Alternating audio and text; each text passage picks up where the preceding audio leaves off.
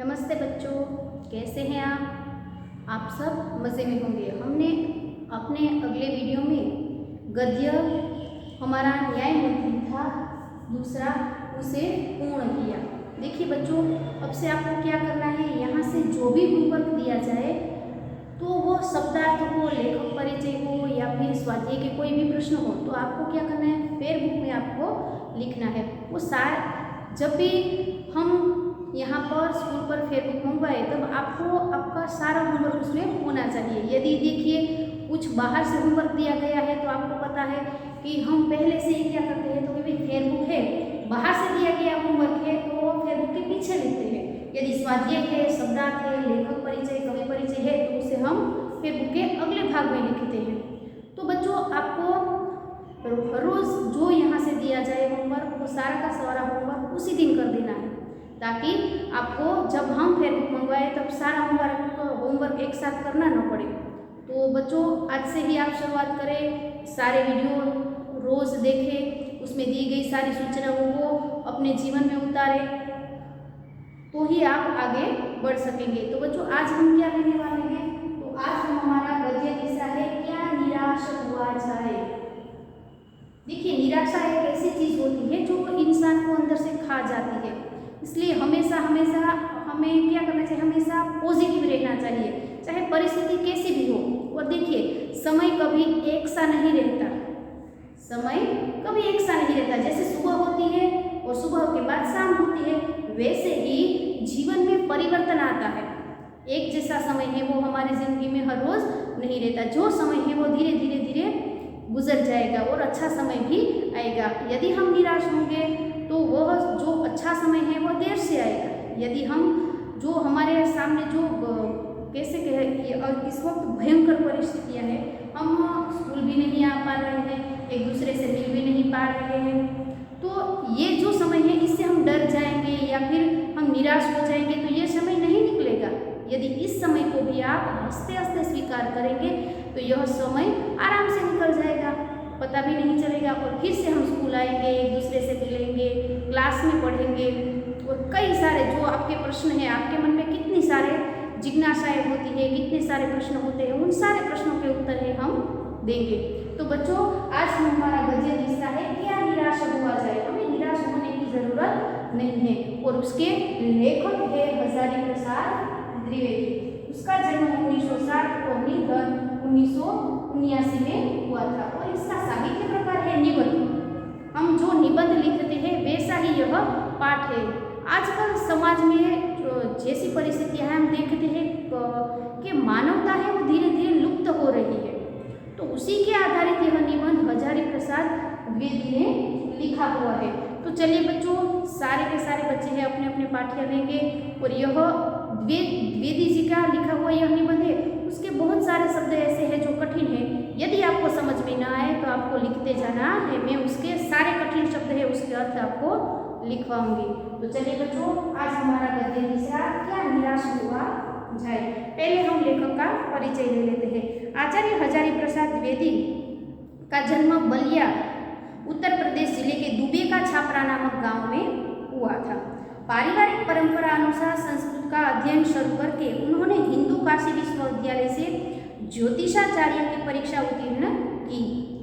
गुरुदेव रविंद्रनाथ के आश्रम में 1940 और 1985 तक हिंदी भवन के निदेशक रहे। तत्पश्चात काशी हिंदू विश्वविद्यालय, वाराणसी एवं पंजाब विश्वविद्यालय, चंडीगढ़ में हिंदी विभाग के प्रोफेसर तथा अध्यक्ष पद पर कार्य किया। भारत सरकार ने उन्हें पद्म भूषण की उपाधि से सम्मानित किया है। तो द्विवेदी जी है वे ज्यादातर क्या है, तो द्विवेदी जी एक निबंधकार है, उपन्यासकार है, समालोचक तथा शोधकर्ता, इतिहासकार के रूप में प्रचलित है। उन्होंने कई सारे पुस्तक लिखे हैं, जिसमें से अशोक के फूल, विचार प्रवाह, उटज, कल्पलता आदि निबंध संग्रह, बाण भट्ट की आत्मकथा, पुनर्नवा, चारु चंद्रलेख, अनामदास का पौधा, उपन्यास तथा कबीर, सूरदास, हिंदी साहित्य का आदिकाल, साहित्य सहचर, हिंदी साहित्य उद्भव और विकास, हिंदी साहित्य की भूमिका आदि आलोचना तथा इतिहास ग्रंथ देखने को मिलते हैं। तो चलिए बच्चों, अब हम हमारे गद्य की ओर चलते हैं। मेरा मन कभी कभी बैठ जाता है। देखिए, मेरा मन कभी कभी क्यों बैठ जाता है? बैठ जाना यानी कि निराश हो जाता है। क्यों बैठ जाता है? तो कि आज का जो वातावरण है उसे देखकर हजारी प्रसाद द्विवेदी कहते हैं कि मेरा मन निराश हो जाता है। समाचार पत्र में ठगी यानी किसी के साथ, हम गुजराती में कहते हैं छेतरपिंडी करना, तो ठगी यानी कि ठग करना, उससे कुछ उसके साथ ऐसा कुछ करना कि उसे पता भी न चले और हम उससे कुछ पैसे या कोई चीज़ें हैं वो ऐंठ लेना। ठगी। डकैती यानी कि डाका डालना। चोरी को तो आप सबको पता है। तस्करी यानी कि लूट। मान लीजिए कि कोई औरत है बेचारी अकेली चली जाती है, हमारे मार्केट में से चली जाती है, तो कई लोग कैसा करते हैं कि बाइक पर आते हैं, उसके गले में से पड़ा हुआ चेन खींच कर ले जाते हैं, तो उसे कहते हैं तस्करी, लूट। और भ्रष्टाचार के समाचार भरे रहते हैं। देखिए, लेखक का मन बैठ जाता है आज का वातावरण देखकर। क्यों? क्योंकि समाचार पत्र में कैसे समाचार होते हैं? ज्यादातर ठगी, डकैती, चोरी, तस्करी और भ्रष्टाचार के समाचारों से भरे रहते हैं हमारे समाचार पत्र। आरोप प्रत्यारोप का कुछ ऐसा वातावरण बन गया है कि लगता है देश में कोई ईमानदार आदमी ही नहीं रह गया है। देखिए, लेखक कहते हैं कि आरोप प्रत्यारोप का अर्थ होता है आमने सामने एक दूसरे के ऊपर आरोप लगाना। मैं आपसे कहूँ कि आप गलत है, आप कहे आप गलत है, एक दूसरे के ऊपर इल्जाम लगाना। आरोप प्रत्यारोप का अर्थ होता है एक दूसरे के सामने इल्जाम लगाना या फिर आरोप डालना, एक दूसरे के सामने आरोप डालना। ऐसा वातावरण बन गया। हम कई बार देखिए, हम टीवी में हमारे नेताओं के बारे में देखते हैं, तो भाजपा वाले वो कांग्रेस वाले को गलत बताते हैं, कांग्रेस है वो भाजपा को गलत बताते हैं। तो आरोप प्रत्यारोप, और कोई भी इंसान ऐसा नहीं है जो अपनी गलती मानने के लिए स्वीकार है। यदि मान लीजिए हम चलते हैं और हमसे किसी को धक्का लग गया, तो हम सॉरी नहीं कहेंगे, सामने से लड़ाई करेंगे कि भाई आपको चलना नहीं आता, गलती हमारी होती है, फिर भी हम माफ़ी नहीं मांगते, उसके ऊपर प्रत्यारोप करते हैं। तो आज वातावरण ऐसा बन गया है कि सारे लोग ऐसे हैं कि एक दूसरे के सामने आरोप प्रत्यारोप उसके सामने करते रहते हैं, अपनी गलती नहीं मानते। वातावरण ऐसा ही बन गया है। वो लगता है कि सारे देश में कोई ईमानदार, कोई अच्छा या ईमानदार व्यक्ति बचा ही नहीं, सब लोग ऐसे हैं, ऐसा लेखक को लगता है। हर व्यक्ति संदेह की दृष्टि से देखा जा रहा है। देखिए, हर व्यक्ति संदेह यानी कि शंका की दृष्टि से देखा जा रहा है। देखिए, हमने न्याय मंत्री में देखा था, आपको पता है कि सम्राट अशोक है वह मुसाफिर के रूप में, परदेसी के रूप में शिशुपाल के घर गए थे। शिशुपाल तो उसे पहचानते भी नहीं थे, फिर भी उसे क्या किया, अपने घर पर बुलाया, रात रुकने के लिए कहा। मान लीजिए कि शिशुपाल की जगह यदि इस वक्त हमारे यहाँ कोई व्यक्ति आए और हमसे कहे कि भी मैं रात रुकना चाहता हूँ आपके यहाँ, तो क्या हम उसका स्वागत करेंगे? उल्टा उसे धक्के मारकर निकाल देंगे, क्योंकि आज हम किसी पर विश्वास नहीं करते। पहले ऐसा नहीं था। पहले अतिथि दरवाजे पर जो भी कोई आए उसका नाम भी नहीं पूछा जाता था, उसकी अतिथि का सत्कार किया जाता था। ऐसा हमारा वातावरण था हमारे देश का। पर आज क्या हो गया है, आज हम किसी पर विश्वास नहीं करते। मान लीजिए कि हाँ, छोटे छोटे बच्चे स्कूल से जा रहे हैं तो माँ बाप उसे पहले ही सिखाते हैं कि कभी भी स्कूल से वापस आओ और कोई कहे कि चलो मेरी बाइक पर बैठ जाओ, मैं तुम्हें घर छोड़ दूँ, तो बच्चे ना कहेंगे, क्योंकि माँ बाप ने सिखाया है कि किसी पर भरोसा मत करो, और करना भी नहीं चाहिए, क्योंकि आज सबके अंदर क्या है किसी को पता नहीं है। तो द्विवेदी से है, हजारी प्रसाद द्विवेदी, वह यही कहना चाहते हैं कि आज का जमाना बिल्कुल परिवर्तन हो गया है। आज हम सबको किस दृष्टि से देखते हैं, तो कभी शंका की दृष्टि से, संदेह की दृष्टि से देखते हैं, किसी पर भी भरोसा नहीं करते। जो जितने ही ऊंचे पद है उनमें उतने ही अधिक दोष दिखाई देते हैं। जो देखिए, जो जितने ऊंचे पद पर बैठे हैं उसमें ज़्यादा से ज़्यादा दोष हम देखने लगते हैं। मान लीजिए हमारे नेता हैं, तो एक नेता है वो दूसरे नेता से कहता है कि वो नेता तो भ्रष्ट है, बहुत बुरा है, तो आप क्या है, पर उसे अपनी गलती नहीं दिखाई देती है, पर दूसरे की गलती। और जो जितना बड़ा है उतना ही ज़्यादा भ्रष्ट है, हम ऐसा ही मानते हैं। नेता है तो करोड़ खाता है, उससे नीचे है तो वो लाख खाता है, हमारे जैसे है तो हजारों में खाते हैं। हम जितने ऊंचे पद पर हो उतना उसे ज़्यादा दोषित मानते हैं, पर सब लोग ऐसे नहीं होते हैं। हमें हमारी विचारधारा बदलनी चाहिए, पर सब करते हैं तो वह हम भी करते हैं। एक बहुत बड़े आदमी ने मुझसे एक बार कहा था कि इस समय सुखी वही है जो कुछ नहीं करता। देखिए, अब एक बार अजय प्रसाद द्विवेदी जी कहते हैं कि मुझसे एक बार एक आदमी ने कहा था कि इस समय सबसे सुखी आदमी कौन है? तो जो कुछ भी काम नहीं करता ना, वह सबसे सुखी है। क्योंकि जो मान लीजिए कोई भी कुछ भी काम करेगा तो हम उसमें दोष निकालेंगे। मान लीजिए कि कोई लड़की या कोई औरत है, वो नौकरी करने जाती है तो वह रोज 5 बजे घर आ जाती है, पर एक दिन 6 बजे आएगी तो आपस की सारी औरतें बातें करेंगी, आज तो यह इतनी देर से आई, कहाँ गई होगी। देखिए, उसके घर वालों को जितनी फिक्र नहीं होती उतनी बाहर वालों को होती है। इसलिए जो व्यक्ति कुछ काम नहीं करता, घर पर ही पड़ा रहता है, वो सबसे सुखी है, क्योंकि उसके बारे में कोई कुछ भी बात करेगा नहीं। जो कुछ भी करेगा उसमें लोग दोष खोजने लगेंगे। देखिए, कोई भी काम करे, मैं औरत की बात नहीं, कोई भी आस पड़ोस का लड़का है, वह भी मान लीजिए कि रात को देरी से, रोज जल्दी आता है, वो 2-4 दिन देरी से आएगा तो भी बात करेंगे कि उस पड़ोस वाले का लड़का तो अब रोज रात को देर से आता है, कहाँ जाता होगा, क्या करता होगा।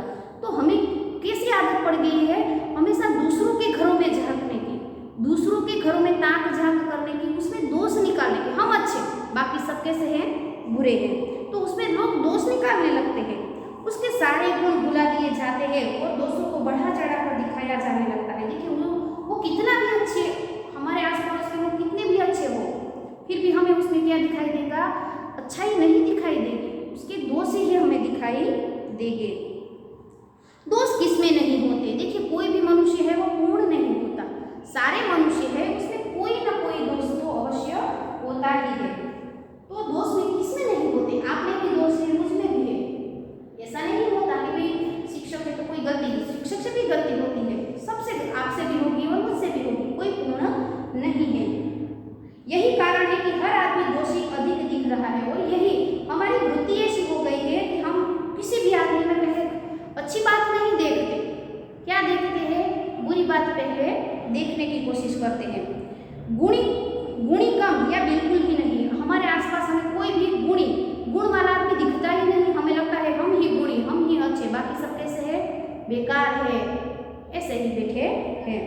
स्थिति अगर ऐसी है तो निश्चय ही चिंता का विषय है। देखिए, अगर ऐसी ही स्थिति रही तो द्विवेदी जी का कहना है कि यह निश्चित ही चिंता का विषय है, क्योंकि हम किसी पर भी भरोसा ना करें, सब में ही दोष देखेंगे तो हम अच्छा किसे कहेंगे। और यदि हम अपनी विचारधारा नहीं बदलेंगे तो पूरा देश एक दिन ऐसा होगा कि एक दूसरे में सिर्फ दोष ही ढूंढते रहेंगे। क्या यही भारतवर्ष है? देखिए, अब हमसे प्रश्न पूछते हैं, लेखक है वो हमसे प्रश्न पूछते हैं कि क्या यही हमारा भारतवर्ष है? हमारे यहाँ तो लोकगीतों में भी ईश्वर को बुलाया जाता है कि भी एक बार तुम हमारे यहाँ की मेहमान नवाजी तो करो, तुम अपने स्वर्ग को भी भूल जाओगे। ऐसा हमारा भारतवर्ष था। हमारे यहाँ अतिथि को गुजराती में मेहमान, वर्षा जितना मान दिया जाता था। इसके बदले आज हम किसी पर भी भरोसा नहीं करते। पहले आने वाले लोगों से पूछते हैं आप कौन हैं, कहाँ से आए हैं, उसका सारा बायोडेटा लेते हैं, उसके बाद उसे घर में आने देते हैं, तब तक उसे हम घर में भी आने देते नहीं हैं।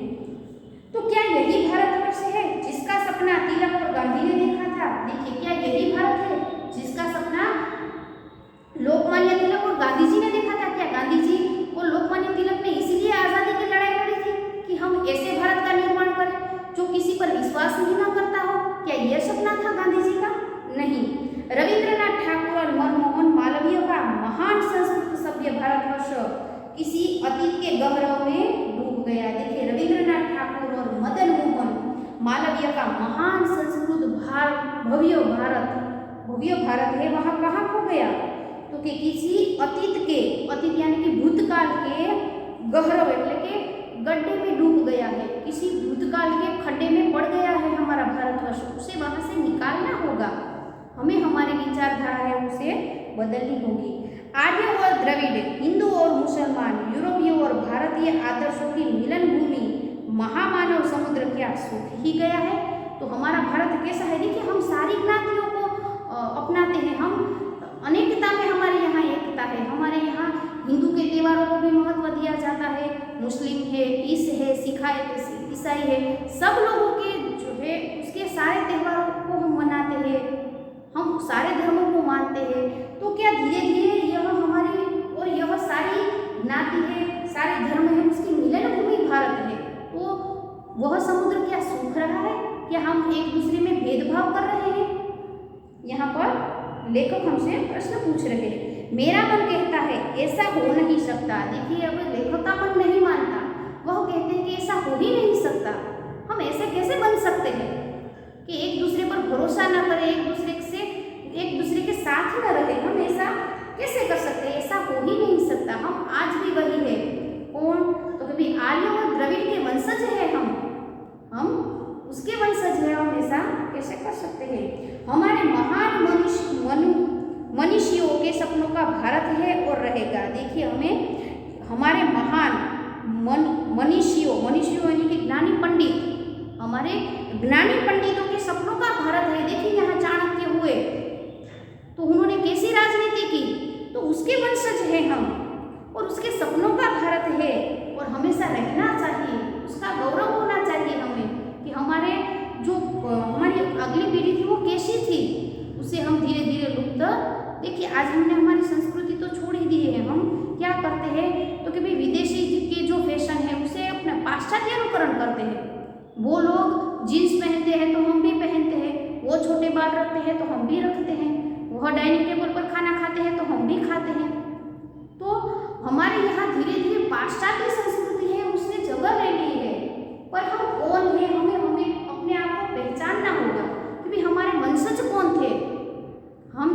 हमें हमारी संस्कृति छोड़नी नहीं चाहिए।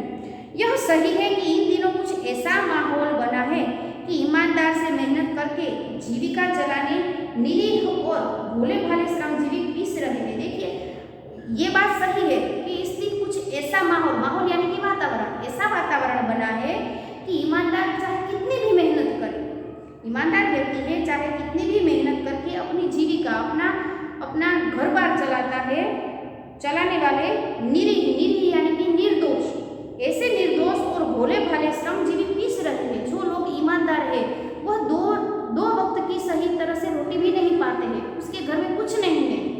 और जो लोग करप्ट है, लांच रिश्वत लेते हैं, वो कहाँ पहुँच गए? छोटी छोटी नौकरी करते हुए भी उसके पास बंगले हैं।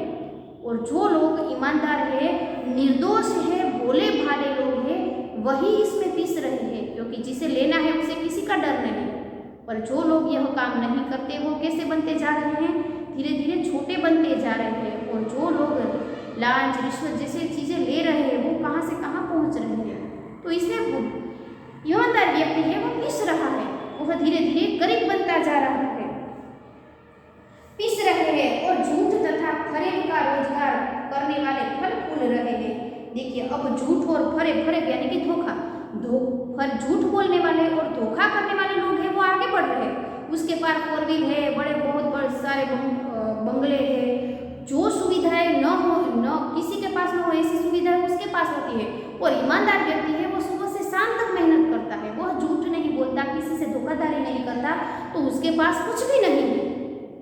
तो आज ऐसा वातावरण बन रहा है कि जो ईमानदार है वो पीछे रहते जा रहे हैं और जो लांच रिश्वत ले रहे हैं वो आगे निकलते जा रहे हैं। ईमानदार को मूर्खता का पर्याय समझा जाने लगा है। जो ईमानदार व्यक्ति है, जो झूठ नहीं बोलता, उसे सब लोग क्या कहते हैं? उसे कहते हैं कि भाई ये तो मूर्ख है, इसे तो कुछ नहीं आता। अगर आता तो इसके पास भी मंगला नहीं होता। देखिए, उसे मूर्ख बताया जाता है कि उसे कुछ आता नहीं है। सच्चाई केवल भीरू और बेबस लोगों के हिस्से पड़ी है। देखिए, सच्चाई सिर्फ वही लोग बोलते हैं जो भीरू यानी कि डरपोक हो। सच वही लोग बोलते हैं। देखिए, यदि हम कुछ गलत करने से डरते हैं तो सब कहते हैं ये तो डरपोक है, कुछ नहीं कर सकता। तो जो लोग सच है उसे डरपोक की उपाधि दी जा रही है और बेबस लोगों के हिस्से पड़ी है। ऐसी स्थिति में जीवन के महान मूल्यों के बारे में लोगों की आस्था हिलने लगी है। और ऐसी स्थिति में जीवन के जो महान मूल्य है, हम अपने बच्चों को सिखाते हैं कि बच्चे बेटे कभी झूठ नहीं बोलना चाहिए, कभी गलत नहीं करना चाहिए, पर फिर भी हम क्या करते हैं? तो कि हम वही करते हैं। और हमें देखकर हमारे बच्चे भी कैसे होते हैं? गलत करना और झूठ बोलना सीखते सीखते हैं। तो बच्चों आज का हमारा यह गद्य है उसे हम यहीं तक रखेंगे। अगले वीडियो में यहाँ से हम गद्य को आगे ले जाएंगे। और आज का आपका जो होमवर्क है वह लिख लीजिए। आपको फेयर बुक में लिखना है, क्या लिखना है तो कि हजारी प्रसाद द्विवेदी यानी कि इस पाठ जो यह गद्य है उसके लेखक का परिचय आपको लिखना है। तो इस लेखक का परिचय आपको कहाँ तक लिखना है तो कि जो पहला पैराग्राफ दिया गया है, पहला पैराग्राफ है वह आपका होमवर्क है, दूसरा पैराग्राफ आपको लिखना नहीं है। तो चलिए बच्चों अगले वीडियो में हम फिर से इसी गद्य को यहाँ से आगे ले जाएंगे। तब तक सबको नमस्ते।